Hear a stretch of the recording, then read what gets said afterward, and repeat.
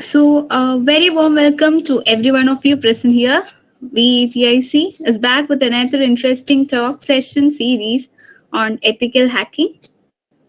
So, we all know that this modern world has become increasingly dependent on digital technologies. So, cybersecurity threats are now part of our daily lives. So, as a result, it is crucial to understand what we are exposed to online and how to protect ourselves from potential attack. So for that, we have our guest speaker, Sleety George. So George, can you please introduce yourself? Yeah, I'm there. I'm there. Thank you. I'm there.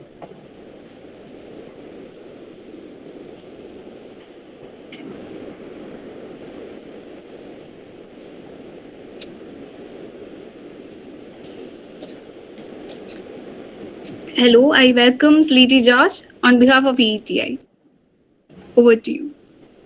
Thank you so much, especially to the ETI community for inviting me. It's been a long time since I came back here. I'm so proud to share my knowledge with all of you guys. Sorry, you are not audible. I'm not? Is my voice okay right now? Is it okay right now? This, Yeah, sorry. Yes, sorry. so right now it's okay. So no, it's completely sharp.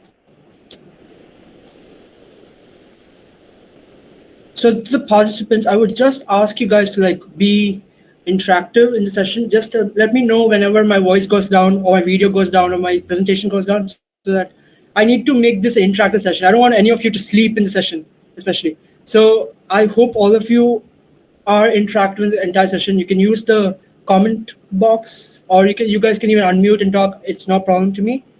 I'm here for listening to you guys.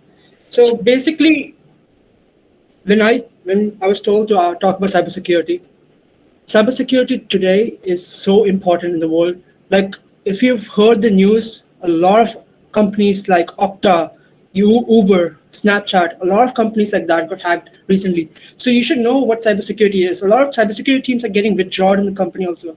But the thing is that in this world where every single system is connected to the internet, we need to secure it. Like we need cybersecurity. And why I need you and why I have come today is to inspire you guys to like get into the field.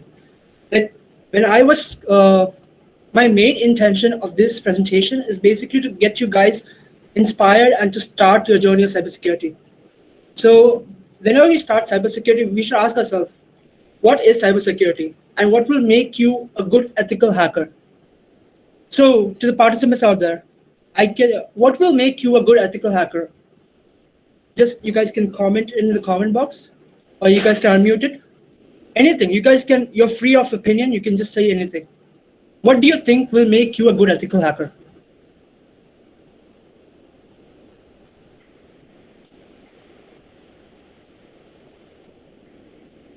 Am I clear?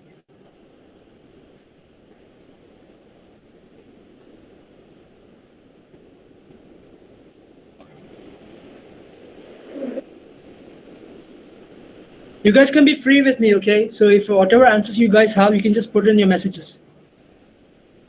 Because it's an interactive session and I want to make it here. Knowledge, good. Being creative to solve a problem, very good. That's a very good thing. Ethics itself, yes. If you're a white hat hacker, yes. Using hacking tools for better outcomes other than piracy. Mm, yeah, we will discuss about that. Yeah. Then what else? Intentions. Okay, good. Anyone else?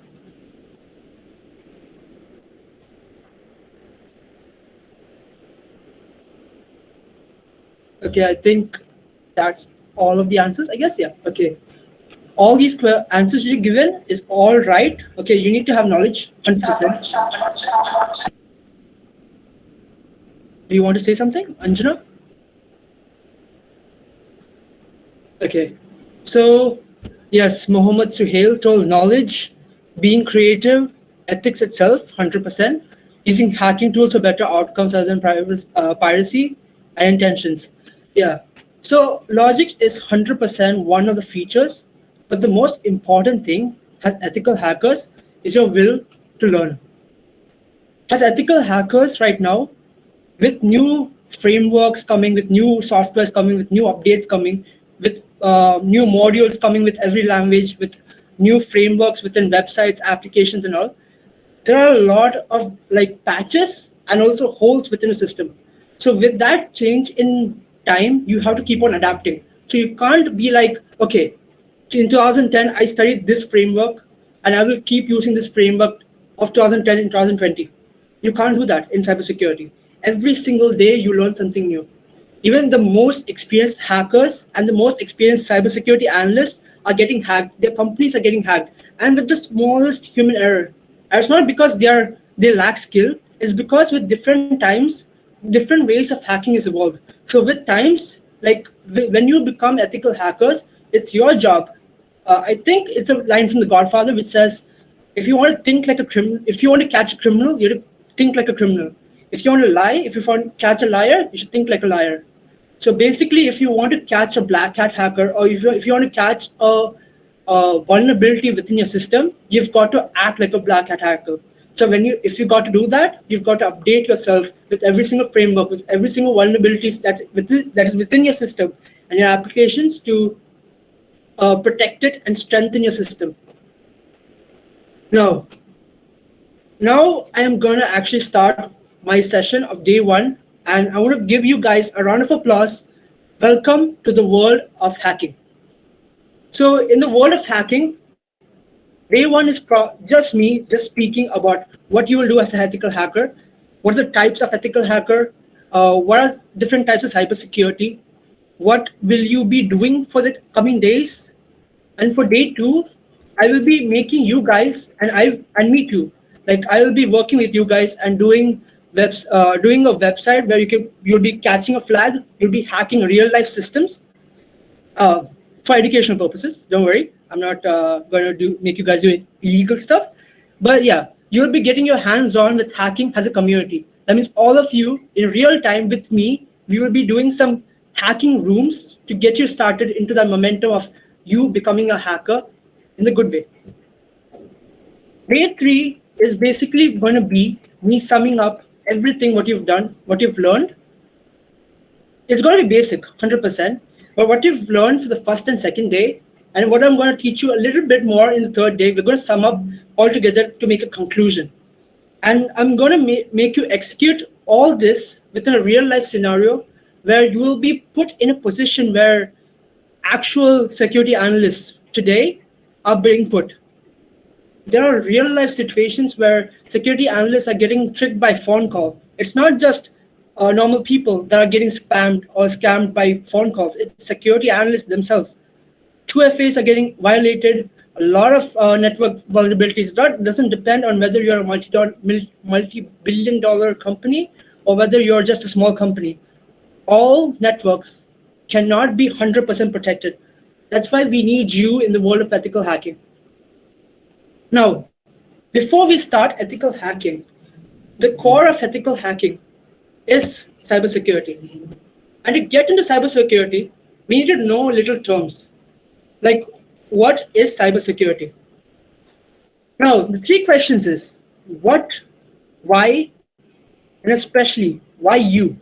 Why I need you guys to start cybersecurity, not maybe today, but from now on after the session, to take whatever I've taught you in the session and start applying to start learning, to start practicing, maybe putting some hours, and maybe protecting yourself from other hackers, or maybe you yourself get inspired to learn cybersecurity and you strengthen other organizations. So what is cybersecurity? Basically, right now, networks around the world, there are 13%, the 13% of population in India use internet. Okay, they have a computer system within their houses. Out of all the people in India, only 13% have access to the internet via a computer. Within this, according to Norton, in the first 3 months of 2022, there were 200,000 cyber attacks every single day. That is 60,000 phishing attacks. I'll let you guys know what is phishing attacks. And the rest all are just scam attacks. So how is this done? And why we need you? I'll be telling you guys in the next slides. Now, why? Why cybersecurity? like I've said, with different frameworks, with different modules, with different upgrades within the cybersecurity system, within different upgrades in the modules, within web application languages, frameworks, applications, networks, auditing. We need to improve ourselves to become better. Now, the third question is especially why you? Right now, India may have maybe 1 million engineers, but only 1% or maybe a maximum 2% of those are qualified cybersecurity analysts. And if you look at the census of different companies,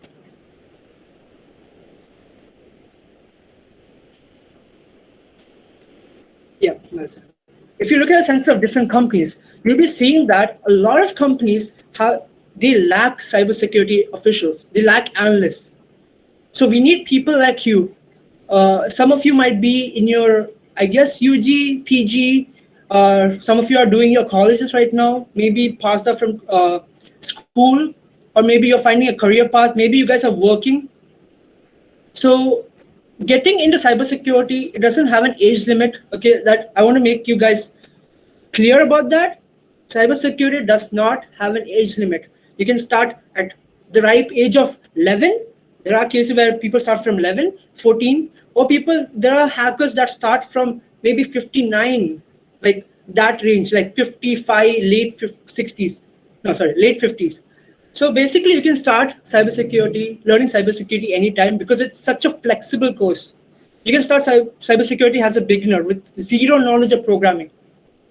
So, is there any questions like until here? Do you guys have any questions? You guys can just put it up in the messages. I will be looking at it anytime. And you guys can put your hands up, I guess. Yeah, you can raise your hand or you can unmute your mic and ask me a question. I'm ready to answer it. Okay, cool. So now let's get to the next part. Next part is, what does cybersecurity include? Now, as cybersecurity, there's going to be a lot of branches. There's network security, application security, cloud security, IoT security, mobile security, endpoint security, auditing, and zero trust. Now, in network security, basically, cybersecurity as a whole is not one, it's a branch and consists of many other branches. When I say network security, basically all the computers that are connected with the network, it can be LAN, MAN, WAN network, or maybe the internet, or maybe the company's intranet network. All those, the strengthening of the security within those networks is called network security. Okay, that is called network security, right? Application security is basically now whatever apps we have, right? Now the applications are the most vulnerable flaws within the compared to the other cybersecurity flaws. Applications face a lot of cybersecurity attacks within them because they follow a specific framework, and maybe a framework which they use, maybe like a JavaScript framework they've used, or maybe a Maven or Spring Boot framework, or maybe a version of Tomcat or any server framework. Whatever you used, there's always going to be it may be 99% impenetrable, but the rest 1% is still a possibility. So application security is so much needed because it is so vulnerable to any attacks from foreign entities like hackers, maybe red and blue cap hackers. Okay, now cloud security. Cloud security involves, as usual, AWS, GCP, Microsoft Azure, Oracle Cloud. All those are cloud services. So they involve mostly Dockers, deployment of containers, even for hosting your storage. Giving you storage, for securing your data. All of this cloud security is used. So basically, you're strengthening the cloud so it can strengthen the protection around your data. That's basically called cloud security. Now IoT. IoT is basically called the Internet of Things. When I say the Internet of Things, basically it is your smart doorbells, your smart refrigerator, your smart what else? Everything that is smart, basically. Not your phones. I mean, like those small things like your door or something, like those small appliances that are made smart, maybe your smart speakers, all those are all included within the Internet of Things. So basically, hackers have found a way so that they can manipulate all those items for malpractices, maybe, or for pranking a person, or maybe for even deceit. Like people can steal your data from your Amazon Alexa, basically. So people can hack Alexa. Alexa also is one of those parts of IoT. So that's why we need to ensure that IoT security is emplaced within the system. Now, mobile security. Now, which of all you guys use iPhone? Like, which of all of you guys are Apple users? Let me know. Like, I want to know kind of a small count. Do any of you use Apple? No bragging rights. Don't worry.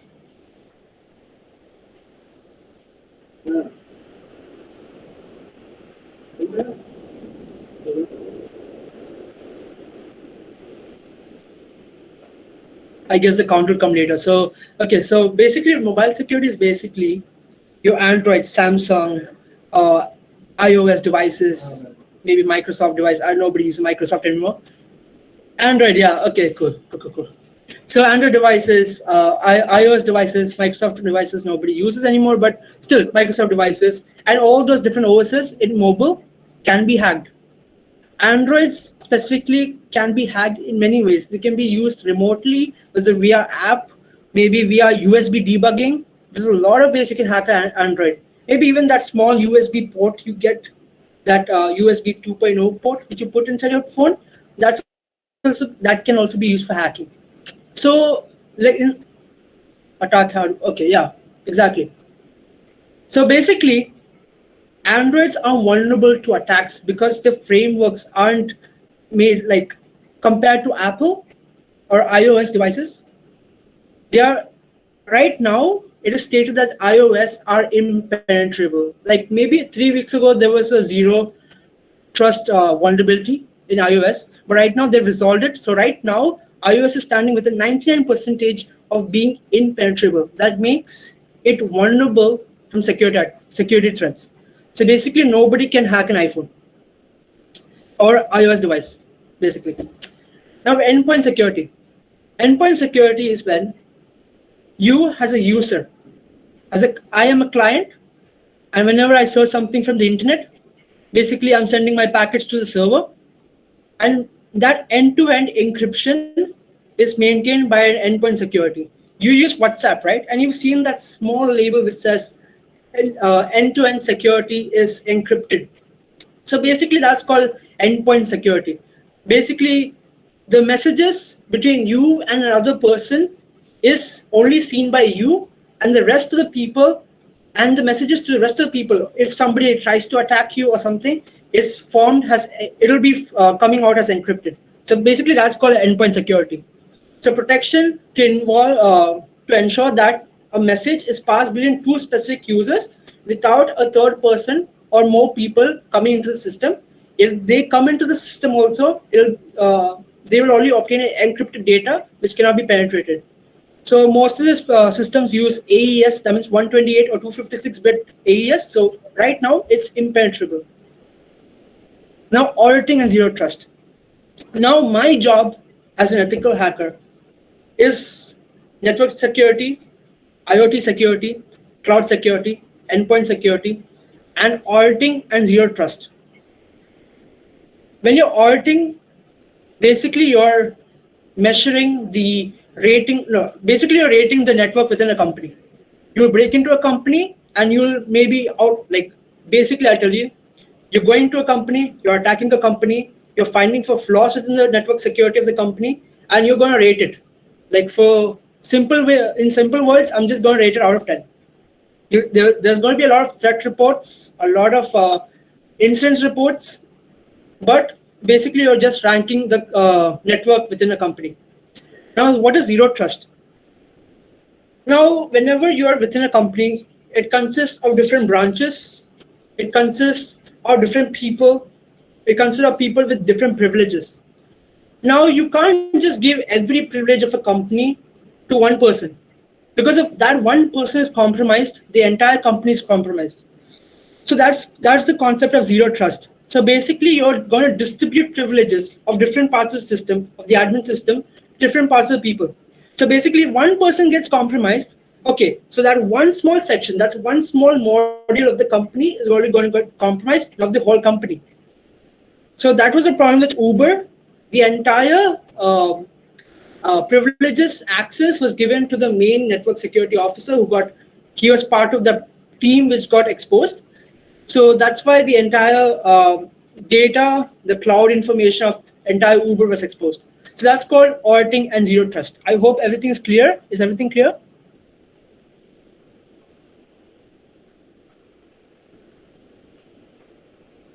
Yep. Thank you.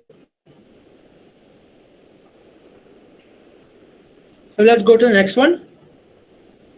Can somebody tell me which show is this? If any one of you binge watch any shows from Amazon Prime or maybe, I don't know, Pirate Bay or what else is there? There's a lot of sites which you can watch the show from. Has any one of you seen the show? Mr. Robot, okay. Okay, yeah. So basically this is Mr. Robot. Mr. Robot is basically, it's a series where it shows the real life of a hacker who he's kind of a red hat hacker in a way, a black hat hacker sometimes. So he's like an antagonist of the story. He can be a hero sometimes he can be the villain also. So I won't say Mr. Robot shows like the 100% of what hacking really is, but a lot of the terminal scenes and all, like the CMD, XSS, XSS scripting, the vulnerabilities scanning and all that stuff, like social engineering is so real, like what we do in real life. Okay, so Mr. Robot is one of those examples where you can learn how hackers can actually social engineer and get your information. So I'll be playing a clip, okay? I hope you guys can just bear with me. It's just a 30 seconds clip, okay? It's going to be fun. I'll be explaining of what he uses, okay, within whether it is legit or not.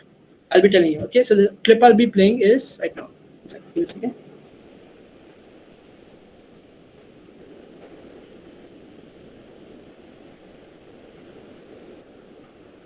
Is it clear? Is the volume okay for you guys? It's not audible? One second. It's not audible. One second. Give me a second.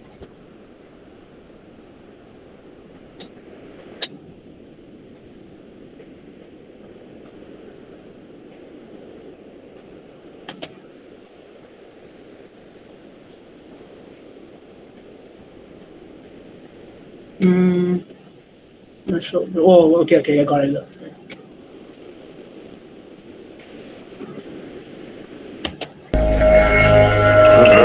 Is it audible right now? Wait, is it audible right now? Yes. Okay, fine. Thank you.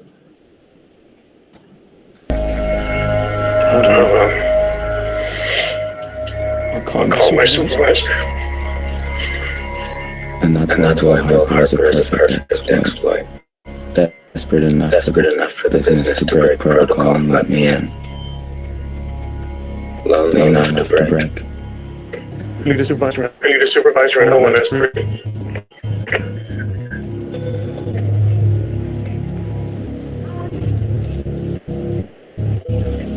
Don't apologize.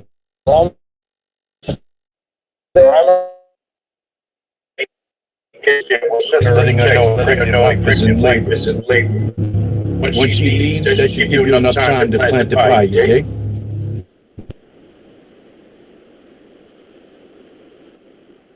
Okay, was the thing clear? Is it echoing right now? Wait, so you guys couldn't get the entire clip?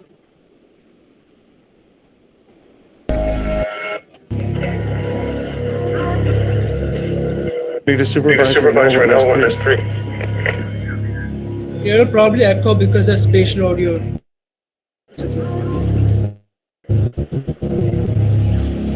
Don't apologize. I'm almost there. Great. What? Okay, I'll go section by section of what is actually happening. Okay. So right now, Mr. Robert wants to it's still echoing. Yeah, that's because of spatial audio within the room. So basically, it will just echo from the speaker. Okay. So basically, what is happening here is that Mr. Robot or Elliot wants to get into the system, and he wants to break into the system. So the thing about the system in this company is that it is remotely accessed. So when you talk about remote access, the thing is impenetrable. So he had to actually go to the company. Second. Yeah, okay. So he had to actually go. Am I audible to you guys? Because I think, just let me know. Am I audible to you guys? Yes, sir. Okay. So basically, what Elliot did right now is that he used social engineering. Okay, he got into the person's Instagram, his LinkedIn, found out the role of this person, this guy. He went to the social media, found out like what is his way of living. He found out that he lives alone with his cat. So basically, it gives you that indication that he's lonely. He's alone within his house. He has no like family life. So using that, he manipulates this person. He scares this person off. So basically, that's what we do in social engineering also.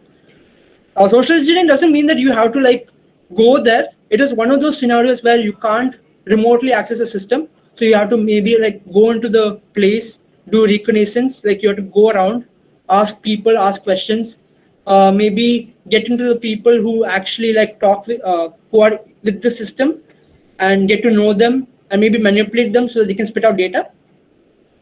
Or you can just basically just call them, prank them as a scam caller, get their credentials. That's what people do right now. Social engineering is such a big way of how hackers get into the system right now. Within big companies like Uber also, that's what happened. So that's basically what is social engineering. You're basically interacting with the person. You're finding out what's his social background. And like that, you're getting a method to penetrate into a system. So I hope you guys understood what social engineering is. I'll just be showing you some slides. Okay. So what we used for social engineering, and the method we used was called reconnaissance. So when we say recon, who knows the meaning of recon? If anyone plays Call of Duty or any war game or military game or something, they will know what's the meaning of recon. So basically, when you're doing recon, you're gathering data around the target machine. So as a hacker or as an ethical hacker, you will always have a host machine and a target machine. The host machine is basically the system you use as a hacker. And the target machine is the system which the company use, which you want to target, has a vulnerability. Okay. So when I say about reconnaissance, like there are phases of cybersecurity. There's methods of how you can get into a system. There's no like you can skip one method and get into a system. It's not possible unless you like get it readily in hand. Like you pay money to people from the dark web to actually give you credentials. You have to follow these steps to actually get into the system. It's the same for every single cyber attack used. So now the phase of hacking. Okay, the first phase is reconnaissance. The second phase is scanning.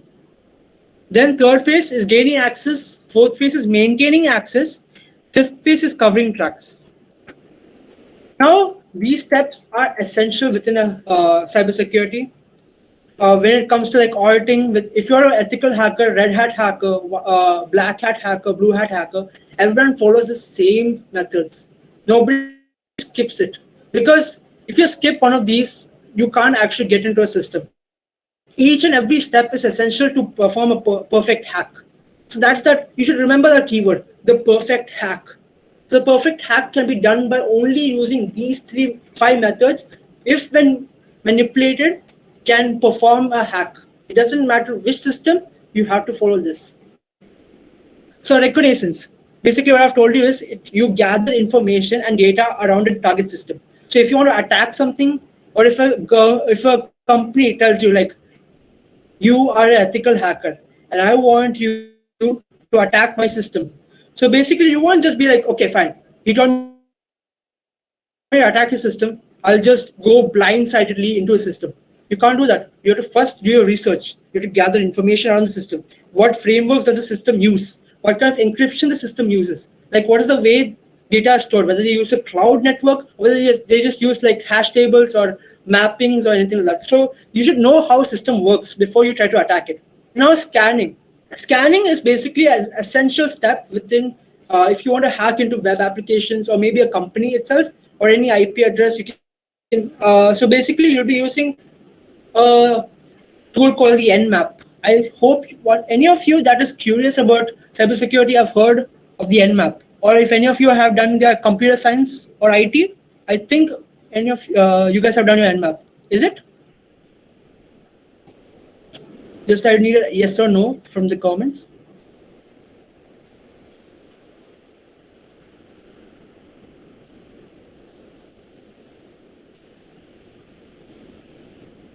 No? Okay, it's okay.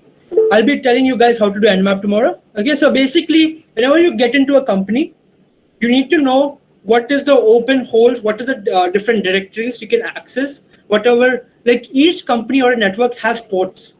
Ports are like connections between each network. So you need to know which of these ports are open to access and closed to access. So those ports that are open to access is more vulnerable to attacks. So you should know, like if I see an open port within a system, I can actually go into the system, maybe access their internal security, and maybe if it's a good company, there's a very strong internal security. But the thing is that open ports are always vulnerable to attacks. Okay, so if there's like closed ports, you can't actually go into them unless you employ other methods of social engineering. Okay, but if you want to go in the right way of hacking, you need to scan your ports first. Okay, if you're given an IP address or any domain, you have to scan your ports using Nmap. Find those. Use after finding those ports which are open, you can just basically remote access it. Okay, using SMDB client and all that stuff. I'll be telling you guys what is this. Okay, now gaining access. Gaining access basically means that once you find those open ports, okay, you attack the system. You get into the system. That's called gaining access. You get into the internal system, okay, and you set foot in there. That's all. That's called gaining access. You either fish the person, you get their credentials, you get into the system. That is called gaining access. Now, the important thing is that when you get into the system, okay, illegally, or if you get into the system, good companies will always have a security team that will make sure that if a stranger comes into a network where he's not supposed to be in, he has to be thrown out. So for that, what we have to do is we have to execute fast, make ourselves undetectable within their radar, okay. Spread whatever harm we want to do, or find out wherever we are. If I'm a black hat hacker, basically I would maintain my access. Okay, I would spread the virus. I would be undetectable. Okay, I would not be in their radar. I'll be whatever they do, they can't find me, and you will be restricting any privileged access to them. So whenever I go into a system, and if I want to hack a system, basically you have to escalate your privileges. So whenever you go into a system as a normal user, you will just be a user. User will have a specific privilege. I mean, just user can only look at his user files. He can't look at the administrator's files. He can't look at the main CEO or the main security team's files. So basically, when you maintain access, your main aim should be from a user, how can you use the portholes within the network to get administrator privileges? How can you get access to the data which is not supposed to be with you? Now, after you're done with all your work, okay, after you're done with your cooking in the kitchen, basically, you need to clean up. Of course, you need to clean up. Otherwise, people know that you dirtied the place. Yeah. So if you want like hacking, like the cooking in the kitchen, basically you have to cover your tracks. You've got to clean up. You've got to remove the log files. Okay, I will tell you how you guys can remove log files within the Windows, Linux systems. Okay, you have to remove log files and every single speck of activity you've done, so that whenever a person comes into the system, they'll be like, okay, fine, the system is as it was before. There's nobody came into the system, nobody left the system, nothing is manipulated within the system. So that's how you should be trace free.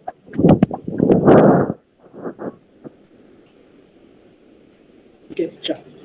Now, the major question. Now, this question will actually determine what you want to be after this seminar. Okay, what separates a white hat from a black hat? Can somebody just quickly tell me the answer? What separates a white hat from a black hat?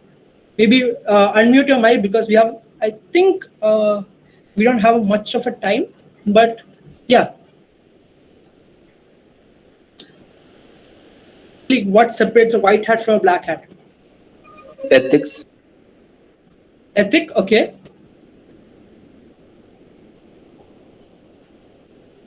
What else? Intention. Intention, good. That's a very good answer. Then Perspective. perspective, intentions is kind of synonymous. Yeah, okay. Legal or illegal? Yeah. Basically, yeah. That's intentions, basically. No. Wait. You're actually right. Legal or illegal. So that 2 points, basically, white hats are not malicious. Yeah. Okay. Yeah. Intent. So the two things that separate a white hat from a black hat is, like you said, level of authorization. That means if I'm a black hat, I have no authorization to enter a system. If I'm a white hat, I have an authorization to enter a system. And then somebody told me, the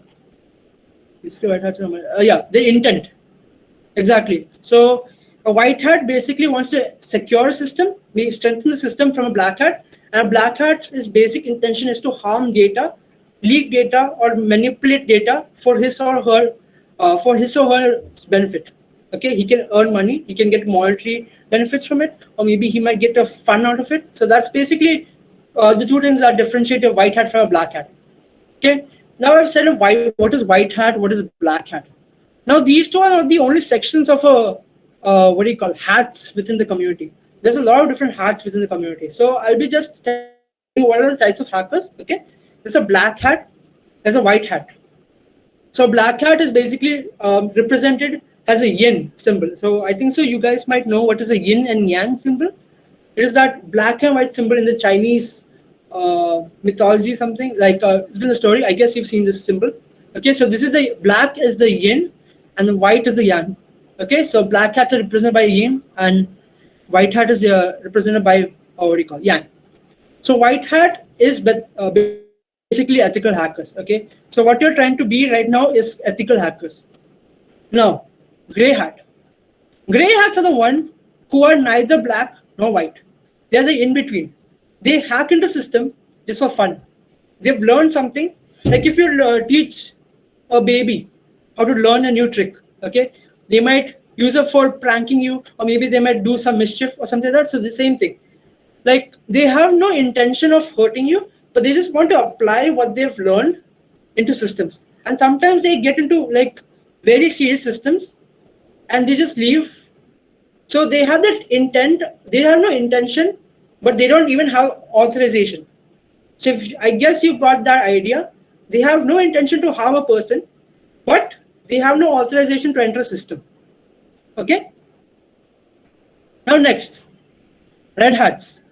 Red hats are actually called the arrow. I guess most of you might have heard of what the arrow is. Like he's a superhero. He's a vigilante.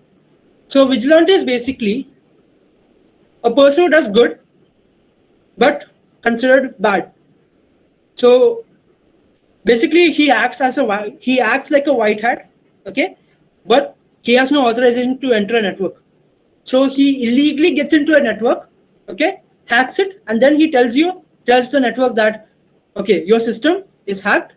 This is the flaws within your network. So he's a good guy, okay. He finds the flaws within a network and he tells you, okay. But the thing is that he has no authorization to enter a network.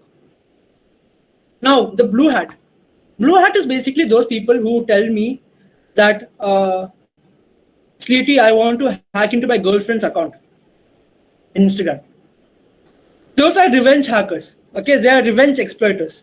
Okay, so when I first time became a hacker, a lot of people told, "Oh, you're a hacker. Could you like hack into my girlfriend's account?"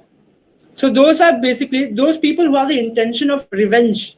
Okay, or maybe deceit. Not like into a huge way, like not like a huge enterprise or something, maybe a personal reason.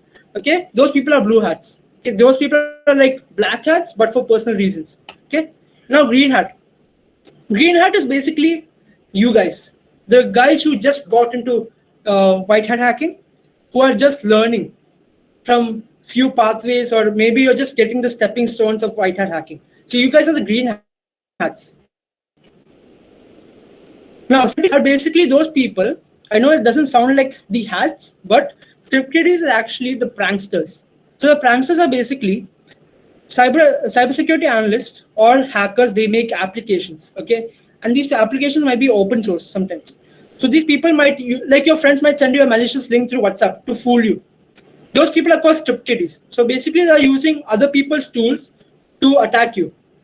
Okay, so I hope you guys understood what is the meaning of the types of hackers. Okay, each and every one of them. You can just ask me a doubt if you want to. On different scenarios, I would appreciate it. Yep, white hats are not. Yep. Okay.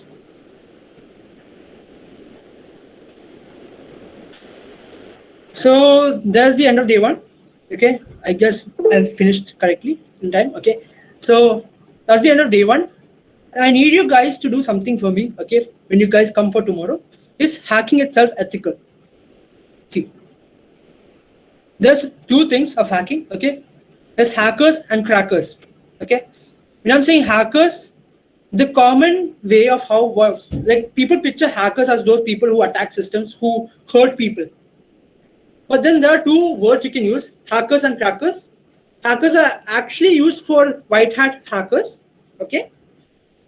But crackers are called black hat hackers. I guess I made that clear to you guys. Hackers are the good people, okay? Crackers or black hat hackers are the bad people. So hacking is a broad way, but then society has made it considered bad because they picture it to be that villain guy. So you'll be considered as a black hat hacker. Now you guys have to do a favor for me, okay? For tomorrow's session, if it is possible, okay, I'll be guiding you guys through a little bit of exercise, okay, with you guys, and I hope all of you can go together with me, okay? I'll be going through rooms, slow and simple, explaining each and every how is hacking ethical. Hacking is ethical in the way where if you want to be an ethical hacker, basically, you can't get into a system without asking permission. Okay, you ask permission from the person who's heading the security team. Okay. Yes, there is. I will share it with you. Okay. Yeah. Okay. So there is a security team, or there's a CEO, maybe a CTO. Okay, the technological officer. You ask the person to give you access. Okay, to give you permission to hack into the system. So basically, you're breaking the system in the legal way, but with authorization. Okay, you're breaking the system how the black hat hackers would, but you have permission to break it. Okay, so basically, what we do as a white hat hacker is to make sure that when we break into a system, nobody is compromised. We copy the entire network in our personalized cloud. Okay, in an isolated system, and we break into it, and then we write an incident report. Hacking is not at all like hacking is like 40% of typing, coding, using tools, and 60% of documentation. You're basically writing whatever you see. Incident reports, first response reports, all those are like documentation. And there's a specific course for doing that. Okay. So I'll be asking you guys for tomorrow, if possible, okay, to have Kali Linux in your system or Parrot OS.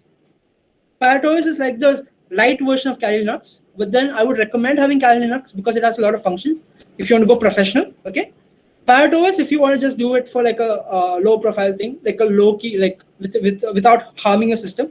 In the case of RAM and stuff, you can either use a VirtualBox or you can dual boot or main boot it. Okay, it's your wish. I would prefer using a VirtualBox because if you get into the professional hacking scene, okay, and in case you get compromised, okay, if by hackers, worms, malware, or something like that, if you have it in your main system, probably your whole system will get compromised. If it's within your virtual machine, you can just delete your virtual machine. Nothing will happen to your system. So for that security purpose, it is best suitable if you use it in a virtual machine. If you have one laptop, yeah, it's good for using in virtual machine to secure a laptop. Otherwise, if you have different machines, like one machine, you would be like, okay, fine, I want to throw it away, or I don't care what happens to it. But it has good stats. You can use that as a main boot for Kali Linux. Okay. Then secondly, create a hack the box account and try hack me account. Okay, I'll tell you what is hack the box and try hack me accounts. TryHackMe and Hack the Box are basically websites where you can learn cybersecurity from the start, from the scratch to the advanced. You can be professionals by doing each and every exercise of TryHackMe and Hack the Box. I'll show you what the website looks like. Okay. Give me a second, please. I'll present the other one.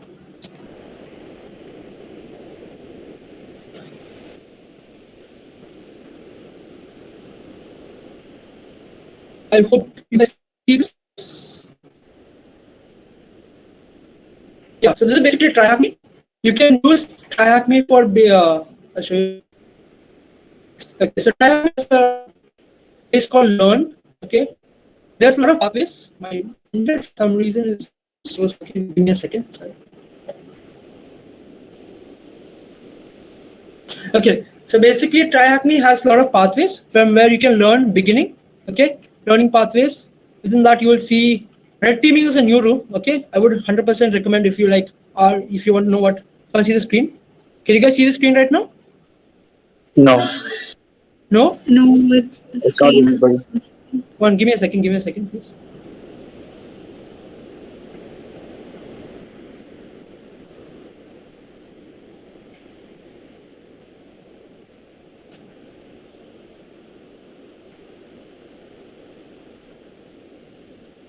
Is it visible right now?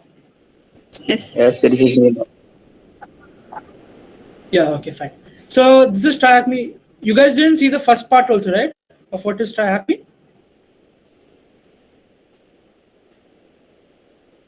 Okay, so this is basically TryHackMe's web page. Okay, log into the system.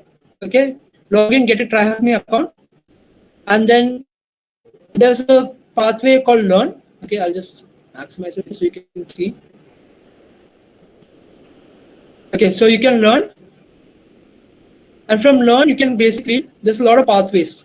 These pathways basically will start. You can start the introduction to cybersecurity. You can go down pre-security, cyber defense. All this easy pathways. Okay, pathways. To get this, would actually be eligible to actually do freelance hacking. Okay, that means a freelance red hat. And if you want a side hat, you have to go through certifications. Okay, but then this is basically a site for making you get used to what hacking is. Okay, this real world. Voice is breaking. Hello. Hello, am I clear right now? My voice is breaking. Okay, fine. Can you hear me right now? Yes. Clear? Okay, you can hear me right. Okay, fine. Thank you. So basically, we'll be learning how to use different tools, different pathways. Okay, tomorrow maybe I'll not start with introduction to cybersecurity because it'll be too easy and you guys will be bored because there's a bit of theory. I'll be making you guys use like geolocation, OSINT, recognition methods. Okay, and then I will be making you guys go through another thing. This is TryHackMe. Okay, I hope you guys got an idea of what TryHackMe is. Okay, I'll be putting. I'm from biotech department. Will I be able to cope up with you guys? Because now I'm starting with my intro to cybersecurity. Yes, you will. 100%. If you can reading, like I think the only recommendation for starting cybersecurity is that if you can read English, like for this seminar, like if English is okay for you, yeah, then you can get into cybersecurity because it's very easy. Okay, trust me, I'll not make you guys go into too much in depth.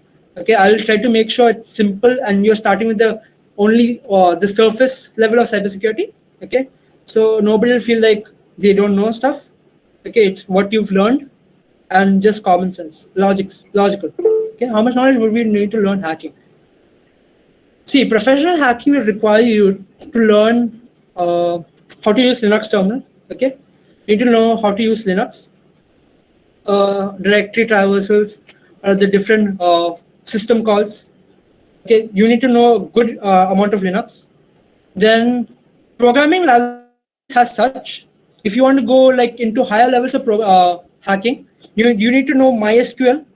It's basically a database management system language. Okay,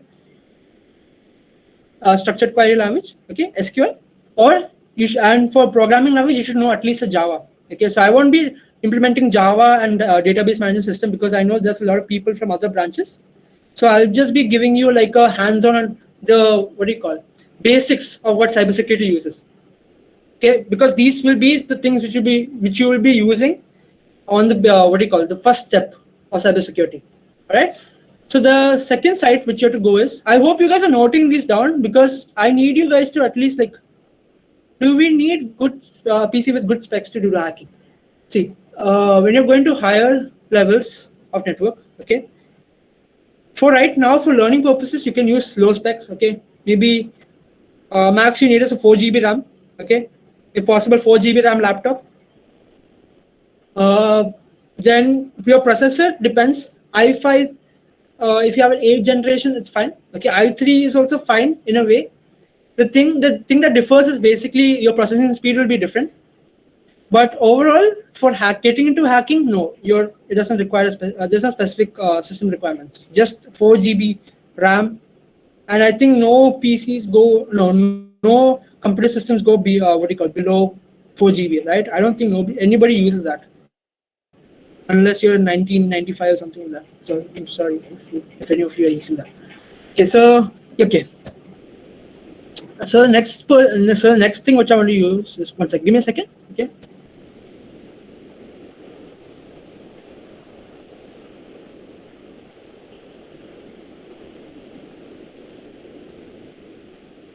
Now the next site which I'm going to show is an important site when it comes to like getting into competitive hacking. Okay, when you're in colleges, you will be having hackathons, catch the flag, like that competitions and all. And I hope most of you go into those because I would encourage those people to get into real life scenarios so they can use it in when they grow up, when they get into a job, or maybe even for for getting a better resume, because these CTF and hackathons give you a good look in the resume. Okay, I'll be sharing the screen. One second. Give me a second. A tab. This one. Yeah. Can you guys see what this is?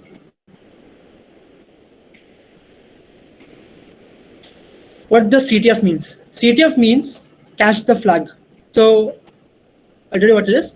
Catch the flag is basically, you'll be given a task. Okay, you'll be given maybe an IP address or maybe a network. Okay, you have to break into the network, and a flag is basically maybe a keyword or a text file which is embedded within the network.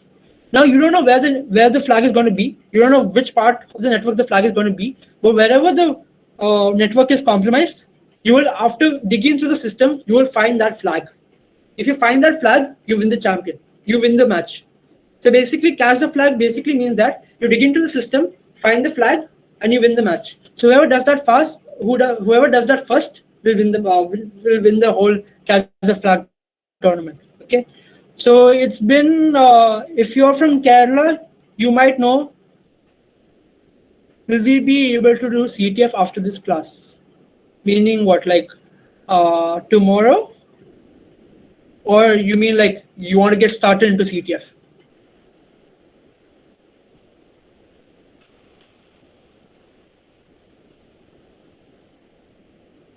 Yep, entire session. I will be mostly focusing on TryHackMe, okay, because I would recommend you guys to use TryHackMe first, okay, before going to Hack the Box, because Hack the Box is basically, even though there's a starting point pathway for beginners, I would recommend you guys to start with TryHackMe if you want to start, because if you start using Hack the Box, you need to have good Linux knowledge, okay. They'll be guiding you, that's true, but you need to understand what you're going to do. If you don't understand what you're going to do, then starting Hack the Box would be kind of confusing, first thing. Second thing, it'll be too advanced for you. So you need to know where to start from. So I would recommend you guys to start from TryHackMe, do the pathways, okay, in your free time after the session, that means after 3 days. What are the topics we'll be covering in the coming days? Okay, the topics we'll be covering in the coming days is scanning, reconnaissance. So within reconnaissance, we are going to use OSINT.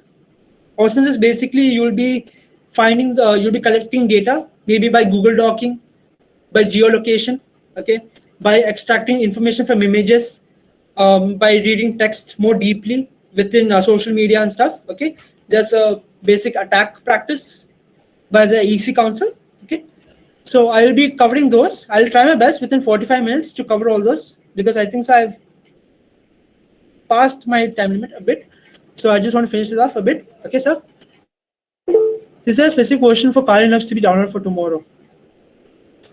Right now, Kali Linux is standing on 12.2.2, but there's no specific version for Kali Linux to install. Like if you have the lower version of Kali Linux, it's fine. If you have the new version of Kali Linux also, it's fine. Okay, because I won't be going into the more advanced tools, because we have no time, and secondly, a lot of people are from different branches. So for helping those people and helping you guys, I will be touching just surface. I'll be doing just simple things. You guys can approach me after the session. Okay, I'll be giving you my socials. You guys can approach me, ask me questions that time. Okay, I can guide you in advanced, because that's my job, to actually guide people in cybersecurity. Okay, so any other questions there?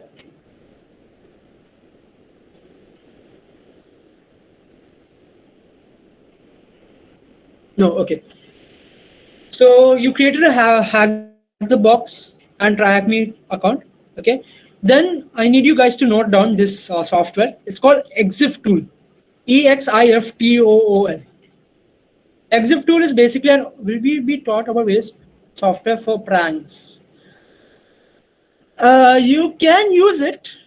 You can use it. It depends. But I am teaching you guys just for educational purposes. Okay. I won't be pranking your friends anytime soon. Don't worry. Yeah. Okay. Fine. Yeah. Sure. Okay. So I want you guys to note down this software, EXIF tool, and install it within your Windows or Linux system. It is you can use it both Linux. Okay. Any system which you use. But then for the purpose of tomorrow, I would recommend you guys using Kali Linux. Okay. For EXIF tool, yeah, you can use either Windows. If you can't install Kali Linux or any Linux, OS, you can just download EXIF tool for Windows and run it. Okay. Unix system is basically Linux systems. Okay. Don't get confused about that. Okay. So that's the end of the session. Thank you guys for staying with me. Okay. A lot of people left. I know I might have bored these people, or maybe they have been busy or something. So for doubts, queries, discussion, projects, and certification tips, okay, feel free to contact me. Okay. And same time tomorrow? Yes, of course. Same time tomorrow, 100%. So I've given you my socials. Okay, you guys can connect with me on LinkedIn. I'll be more active on LinkedIn. I use LinkedIn basically like Instagram. So you guys can connect with me on LinkedIn. GitHub, if you want to see my projects, okay, it's in my LinkedIn itself. Email also, you can email. It's a simple email, which is my name actually. So, and my phone number for educational purposes, again, please. Okay, link to LinkedIn. Type Sleety George. I think so. There's only one Sleety George in the earth, I guess. I don't think there's many Sleety Georges, I guess. So, yeah. Sleety George is kind of a unique name. So, I don't think we can find another Sleety George. But yeah, sure. I'll be putting a LinkedIn link for you guys. Okay. So, you guys, yeah, sure.